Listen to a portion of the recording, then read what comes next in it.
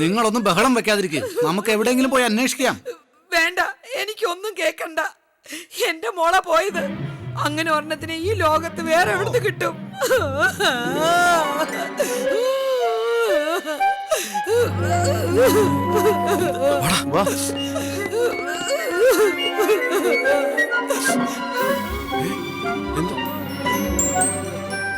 എന്താ എന്താമ്മേ?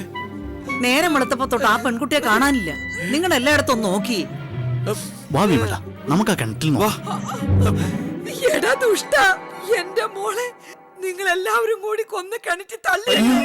നിങ്ങൾ വാ, നമുക്ക് എവിടെ വെച്ചാ നോക്കാം. നീ എന്റെ കൂടെ വാ, നീ അങ്ങോട്ട്.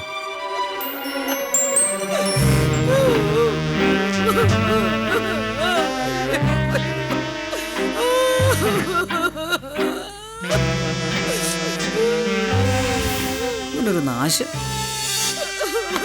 അമ്മയുടെ മോളെ താമര കട്ടി അമ്മയെ തനിച്ചാക്കി നീ പോയല്ലോടി. അവള് പറമ്പിലെങ്ങാനും വല്ല തുമ്പിയുടെ പുറകെ പോയിട്ടുണ്ടോ? പിന്നെ അവൾ അതിന് പറ്റിയ പ്രായത്തിലല്ലേ? നിങ്ങൾ കാരണം എന്റെ മോള് പോയത്. ഞാൻ കാരണോ? അതെ, നിങ്ങളുടെ മോൻ പ്രേമലേഖനം എഴുതിയതിന് എന്റെ മോളെയല്ലേ കുറ്റം പറഞ്ഞത്. ഞാൻ അതും പറഞ്ഞ് ഇന്നലെ അവളെ കുറെ തല്ലി. അതിന്റെ മനോവിഷമത്തിൽ അവള് പോയത്. എന്റെ മോളെ ഞാൻ ഇനി എവിടെ പോയി തിരയും? അയ്യോ, എന്റെ മോളെ തിരിച്ചു തന്നില്ലെങ്കിലേ ഞാൻ ഇവിടെ കെട്ടി തൂങ്ങി ചാവും. നോക്കി കരയാതെ കല്യാണം. ഒന്നും വന്നേ. എന്താ ടീച്ചർ ഇങ്ങോട്ട് വന്നേ.